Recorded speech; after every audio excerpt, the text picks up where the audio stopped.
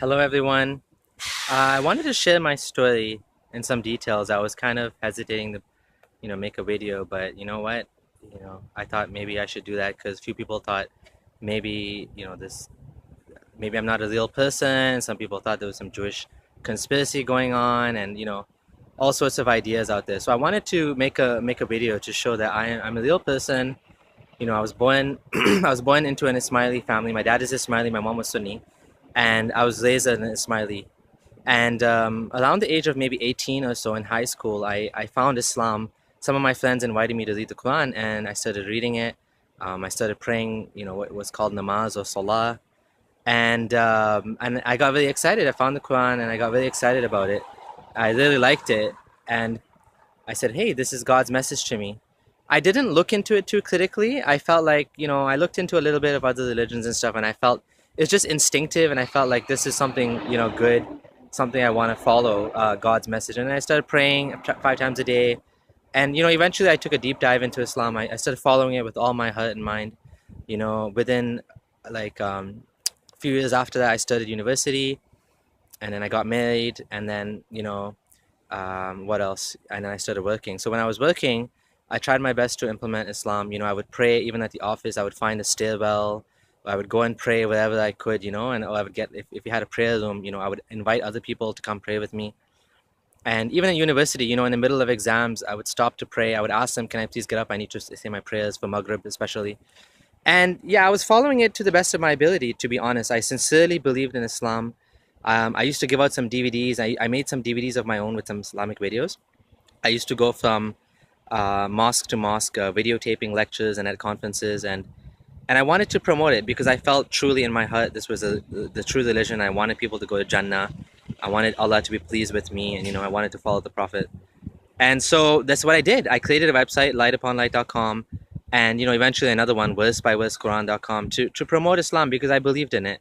And there's still a bunch of videos on there if you go and see of that I videotape myself, some of the lectures, and some of the other ones I got permission from others to put online. So that's what I was doing. And I when I started working, I would avoid jobs that were involved with riba, anything to do with the bank. I wouldn't work for any banks whatsoever. I wouldn't work in the media industry like television or music. Personally, I would avoid listening to. I wouldn't listen to music. I wouldn't let my kids listen to music. I even put my kids in Islamic school, for as much as I could afford it, even though it was expensive here in Canada. But I mean, that's what you do, right? If you're a Muslim and you truly believe in it in all your heart, as well. I used to rent. I didn't have a mortgage because I believed in it. Now, there came a point in my life where I started having a little bit of doubt here and there, small doubts, and eventually, I was at 2 years ago. Um, I had some doubts. I was discussing with a friend online, and he mentioned that a lot of the stories in the Quran actually come from Jewish folk tales. And I was very surprised about that, like Jewish folk tales. I said, no, no, no. You mean it came from the Bible or the Hebrew Torah? And when I looked into it, I found out that actually a lot of the stories are from the Talmud, which is actually the Jewish commentary and the Jewish stories and basically the rabbis, commentary of the traditions. And so it doesn't really have a divine origin. And I also had a big problem with the story of Dhul-Qarnayn. This tribe of how Dhul-Qarnayn, he trapped this tribe of people, Yajuj and Majuj, Gog and Magog, behind a giant gate built of copper and iron. And and I was wondering, where is this place? How come we can't find it? We have Google Earth and all that, and how come we can't find it? So that was another doubt. And actually, I believe, left Islam for one day. But then I decided, you know what? I'm gonna put my doubts aside. I'm Muslim. I want to go to Jannah. I want to believe in Allah. And I became Muslim for one more year. And then last year, so one year ago, is when when I truly left Islam for good. I was in Ramadan, and I was at a pre-iftar halaqah, and the sheikh was saying, Allah holds up the sky without any pillars. And this brought back all my doubts about, if the Quran is truly from God, the creator of the universe, the one that knows all things, why is he describing the world in a way that, was the 7th century understanding of the world? Like the sky doesn't have, okay, we know the sky doesn't have any pillars that you can see, but there's no need for pillars. Like we're just a ball in space. Sky is just, it's just emptiness. It's just emptiness of space. So there's no there's no need for any pillars, visible or invisible. And there's many things like that, like the orbit of the sun and the moon. Why Allah describes an orbit of the sun and the moon? Like, we know the orbit of the moon is around the earth. That makes sense. But the orbit of the sun, like, what orbit would that be? I looked into this and I found, well, there is an orbit. It's a 300 million year orbit of the sun around the Milky Way galaxy, which has nothing to do with humanity whatsoever because it's completely useless.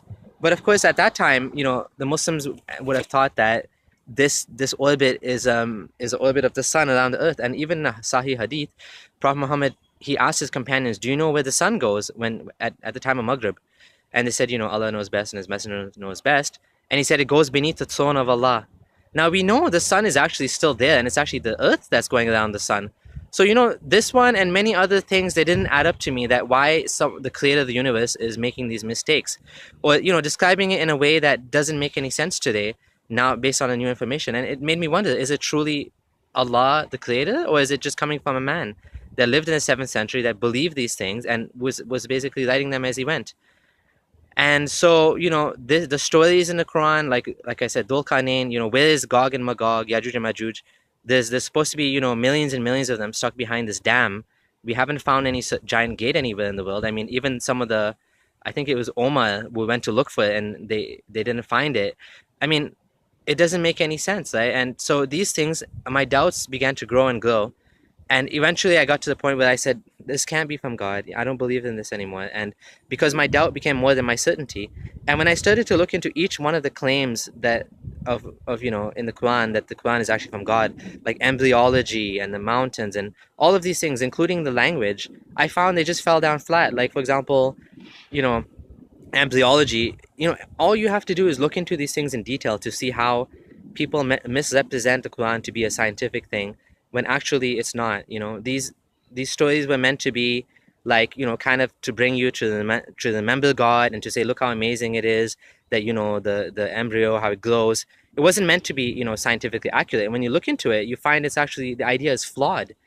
And same thing with the stories in the Quran, like, if they were true stories, why is it that we're finding trouble, verifying these facts? I'll make another video about Dhul Qarnayn in the future. It's a longer topic, but in summary, I just don't believe that there's any possibility that this actually came from a divine being, this book, the Quran.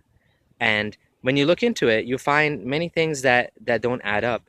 And this is why I had to eventually leave Islam, despite all the investment I put into it, emotional investment, and my personality, my friends, everything was Islam to me. So this was a huge loss, losing God. And some people want to know what I believe now. I personally don't believe there's any God, so I'm atheist. But if someone would ask, well, where did everything come from?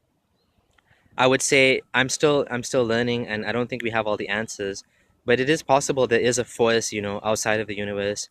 I don't know if you wouldn't call it necessarily God. You could call it God, but a force, a power, a being that made everything into what it is. But this being, from what I can tell, either does not care about us or does not know about us, is not interested in us, doesn't answer dua, doesn't, like, if you just look at the state of the world today, all the suffering and all the pain, it does not look like there's any God out there that cares for us, that's looking out for us. And in fact, that's what I believe, that if there is a creator, either he doesn't know about us or he doesn't care about us, and he's just letting all these things happen.